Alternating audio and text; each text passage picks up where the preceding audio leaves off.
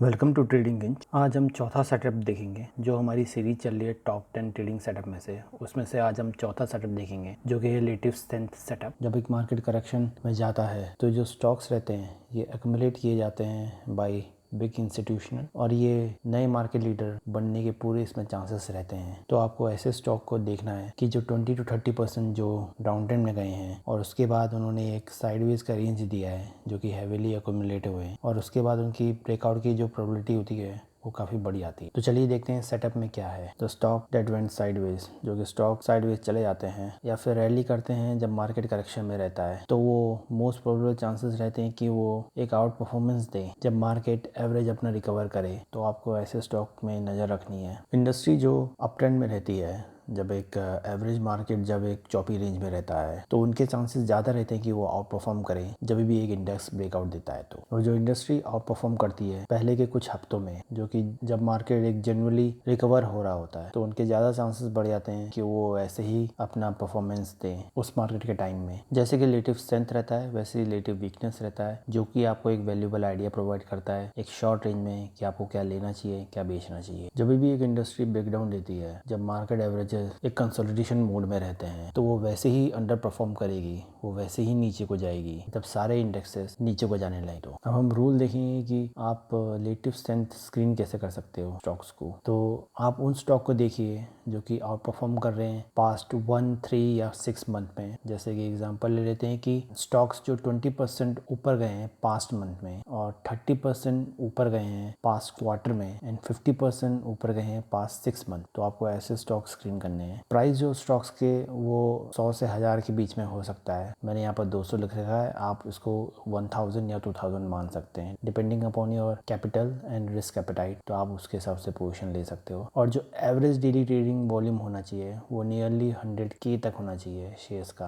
एक strong market में आपको ब्रेकआउट में एंट्री कर लेनी चाहिए जब अपने 50 डे हाई से हो या फिर अपने 3% बाउंस दे रहा हो वो 10 से 20 डे EMA पे, तो आपको उस टाइम पे एंट्री ले लेनी चाहिए। नेक्स्ट हम आते हैं कि ये कैसे काम करता है, how it work. Accumulation is professional buying and distribution professional selling. तो दोनों ही जैसे बड़े इंस्टीट्यूट लोग करते हैं, बिग जो हेज फंड मैनेजर्स रहते हैं ये एक्यूमुलेशन भी करते हैं और डिस्ट्रीब्यूशन भी करते हैं, क्योंकि इनको अपना वेयर हाउस भरना भी पड़ता है नीचे जाके और ऊपर जाके इनको खाली भी करना पड़ता है। मेनली जो इनके एक्यूमुलेशन पोजीशन रहते हैं वो मल्टीपल डेज या वीक के लिए रहते हैं। ये कुछ अपने पीछे ट्रेसेस छोड़ देते हैं, फुटप्रिंट्स बोल लो या ट्रेसेस बोल लो या सिग्नल बोल लो, जो कि एक अपॉर्चुनिटी क्रिएट करते हैं स्किलफुल ट्रेडर्स के लिए। क्योंकि जो स्किलफुल ट्रेडर होते हैं वो पहले ही इनको पहचान लेते हैं कि एक्चुअल में बिग बॉयज या बिग मनी क्या करने वाला है और वो उसी के हिसाब से अपना गेम प्ले करते हैं। अगर एक स्टॉक 52 हाई बना रहा होता है और उसी टाइम एक स्टॉक इंडेक्सेस क्रैश कर रहे होते हैं या फिर नीचे को जा रहे होते हैं, तो ये आपको कुछ बताता है। आपको ये क्या बताता है कि कोई तो है जो उसको भी 52 हाई के अबव उसको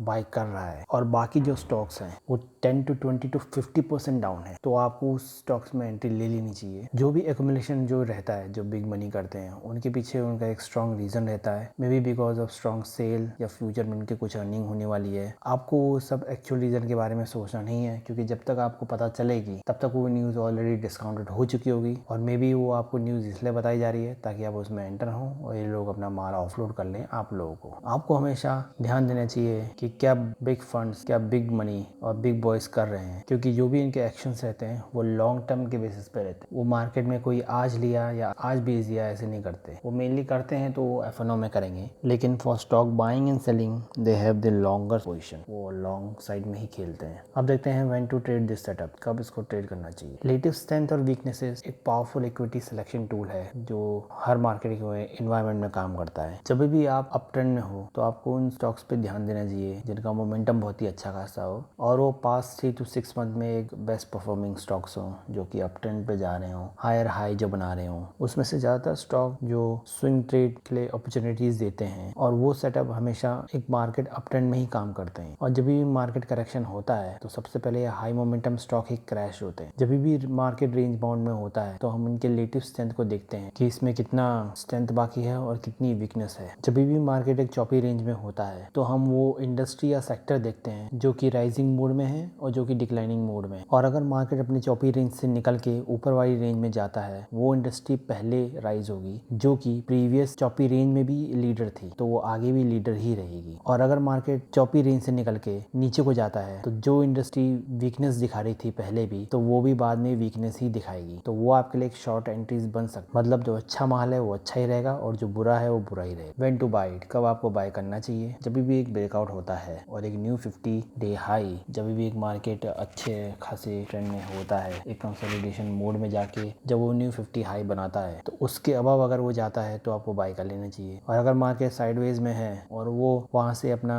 रेंज तोड़ता है तो आपको तुरंत उसमें घुस जाना चाहिए, क्योंकि वो वहाँ से एक रेंज से ब्रेकआउट दे रहा है। और अगर ब्रेकआउट एक इंडिविजुअल स्टॉक में हो रहा है जिसमें 10 to 20% करेक्शन आया है, जो कि निफ्टी 50 के स्टॉक्स हैं, तो वो आपके लिए एक बहुत ही बेस्ट एंट्रीज हो सकती हैं एक पोजिशनल ट्रेडर्स के लिए। आपको स्टॉप लॉस कहाँ लगाना चाहिए? Where to put your stop loss? तो आपको स्टॉप लॉस हमेशा 1 or 2% below the low of your entry day, जब भी जिस दिन आपने एंट्री ली होगी तो उसके आपके 1-2% नीचे होने चाहिए उसके लो से, या फिर करंट 10 डे EMA का होना चाहिए। आपको करंट डे 10 डे EMA तो लगाना चाहिए फॉर ट्रेलिंग। पोजीशन साइजिंग के लिए आप मेरा ब्रेकआउट सेटअप वाला वीडियो देख सकते हो, मैंने उसमें समझा दिया है अगर आपको और जानना है तो पोजीशन साइजिंग के बारे में। आपको एग्जिट कम करना चाहिए। एग्जिट स्ट्रेटजी आपका डिपेंड करेगा कि आपने कौन से टाइम फ्रेम में एंट्री की है, क्योंकि अगर आप डेली टाइम फ्रेम में एंट्री करते हो तो आपको डेली के हिसाब से देखना पड़ेगा। अगर आप वीकली में करते हो तो वीकली के हिसाब से, और मंथली में करते हो तो मंथली के हिसाब से। और ये भी बात है कि अगर आप मंथली के या फिर वीकली के टाइम फ्रेम में अगर आप एंट्री करते हो और आप डेली टाइम फ्रेम देख रहे हो कि ये स्टॉक बहुत ही फ्लक्चुएट कर रहा है, क्योंकि आपको जिस टाइम फ्रेम में आपने एंट्री ली है उसी टाइम फ्रेम में आपको देखना है, क्योंकि उसकी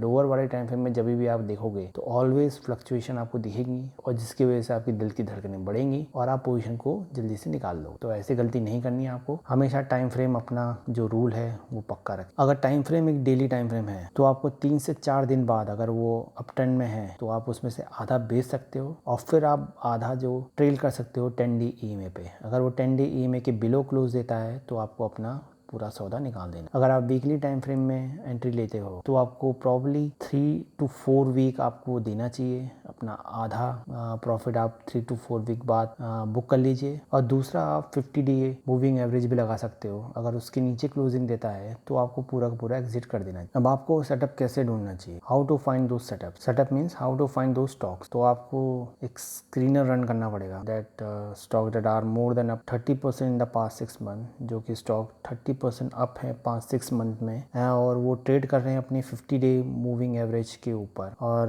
10% के आसपास है 52 वीक हाई पे। अगर वो उसके ऊपर है 52 वीक हाई पे तो फिर वो अच्छी बात है। आपको उन स्टॉक पे नज़र रखनी चाहिए जो कि 52 हाई के लिस्ट में आते हैं जब मार्केट में करेक्शन हो रहा हो और जब पहली इनिंग हो मार्केट रिकवरी की। अब इसके कंटेक्स्ट में आते हैं कि इसका कंटेक्स्ट, इसका निचोड़ क्या है। तो हम देखेंगे इसमें 2 टाइप ऑफ करेक्शन रहते हैं। एक तो normal pull back within a bull market, जो कि एक नॉर्मल पुल बैक रहता है बुल मार्केट में। इसमें क्या रहता है कि 5 to 8% pull back above the rising 200 day moving average. जो हाई ग्रोथ मोमेंटम स्टॉक्स रहते हैं उनका रिलेटिव स्ट्रेंथ बहुत ही हाई रहता है करेक्शन के टाइम, वही सबसे पहले आउट परफॉर्म करते हैं। और जो भी ग्रोथ स्टॉक रहते हैं जिनमें हाई बीटा रहता है तो वो सबसे पहले हिट होते हैं जब भी मार्केट में कुछ पैनिक होता है, जब भी कुछ एक बैड न्यूज आती है, जैसे कोरोना का ले लो, तो सबसे पहले वही गिरते हैं। अगर उसमें से कुछ 50 डे मूविंग एवरेज पे होल्ड कर लेते हैं या फिर एक वहाँ पर बेस बना लेते हैं और उसके बाद वो एक 52 हाई का बनाते हैं जब भी मार्केट करेक्शन कर रहा होता है, तो उनकी प्रोबेबिलिटी बढ़ जाती है कि वो एक सिग्निफिकेंट आउट परफॉर्मेंस दें जब भी मार्केट बाउंस करता है। तो दूसरा जो टाइप का करेक्शन है वो है कि मार्केट बहुत ही डीपर 15 to 20 या 30% correction in the major index. अब इसमें क्या रहता है कि 15, 20 या 13 करेक्शन